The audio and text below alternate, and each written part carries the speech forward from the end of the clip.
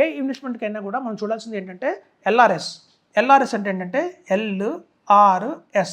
L అంటే liquidity. అంటే liquidity అంటే ఏంటంటే ఎంత త్వరగా దాన్ని అమ్ముకోగలుగుతాం. అంటే ఇవాళ మనం కొన్నాము అంటే ఒక ఆఫ్టర్ 1 year or 2 years తర్వాత ఎమర్జెన్సీ వచ్చింది, నేను అమ్మాలి అనుకుంటే ఈజీగా అమ్మగలనా లేదా. చూడండి, మనం ల్యాండ్లో చూస్తే ఈ ఓపెన్ ప్లాట్లో ఈ లిక్విడిటీ అనేది ఉండదు. అంటే మనం దాన్ని త్వరగా అమ్మలేం. మనం అమ్మినా కూడా మనం అనుకున్నంత అమౌంట్ రాకపోవచ్చు, రిటర్న్ రాకపోవచ్చు, తక్కువగా అడుగుతారు వాళ్ళు చాలా మంది. సో మనకి ఈ పిఎంఎస్లో మనకి ఈ ఎల్ఆర్ఎస్ ఏదైతే ఉంటుందో మనకి పిఎంఎస్లో వచ్చేసి ఓపెన్ ప్లాట్లో వచ్చి మనకి ఉండదండి. అదే పిఎంఎస్లో వచ్చి మనకి ఉంటుంది.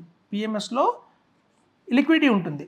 అంటే ఏంటంటే అర్థం, మనం ఎప్పుడు కావాలంటే దాన్ని అప్పుడు అమ్మొచ్చు. కానీ అదే ఓపెన్ ప్లాట్లో వచ్చి మనం దాన్ని అంత ఈజీగా సేల్ చేయలేము. ప్లాట్లో మనం దాన్ని ఈజీగా సేల్ చేయలేము.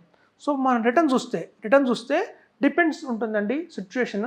ఆ ల్యాండ్ మనం ఎక్కడ కొన్నాం దాన్ని బట్టి కూడా మనకు రిటర్న్స్ బట్టి వస్తుంది. కానీ మనం కనుక పిఎంఎస్లో ఇన్వెస్ట్మెంట్ చేస్తే మనం దగ్గర మనకున్న ఎక్స్పీరియన్స్తో చెప్తున్నామండి 15 to 18% మనకి ఈజీగా రిటర్న్ అనేది వస్తుంది. సో కాబట్టి ఇక్కడ రిటర్న్ అనేది రావచ్చు, రాకపోవచ్చు, అలా వస్తుంది. కానీ వేరే పిఎంఎస్లో ఏంటంటే ఇది స్టాక్ మార్కెట్ రిలేటెడ్ కాబట్టి మనకి లాంగ్ టర్మ్లో 10 years హారిజన్ టైంలో కంపల్సరీగా మనం 15 to 18% అనేది గతంలో చూసాము. అలాగే మనం ఫ్యూచర్లో కూడా ఎక్స్పెక్ట్ చేస్తున్నాము. అలాగే సేఫ్టీ చూసినా కూడా సేఫ్టీ కూడా మనకి ఏంటంటే మనం కొనుక్కున్న ల్యాండ్ లిటిగేషన్ ఉండొచ్చు, ఉండకపోవచ్చు, 50-50 ఛాన్సెస్ ఉంటాయండి.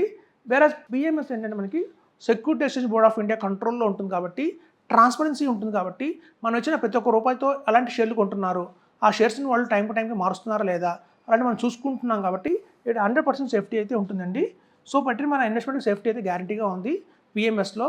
అదండి మనం చూస్తే కనుక ఈ LRS liquidity, return and safety మూడిట్లో కూడా మనకి పిఎంఎస్ బెటర్గా కనిపిస్తుంది ల్యాండ్ కంటే కూడా.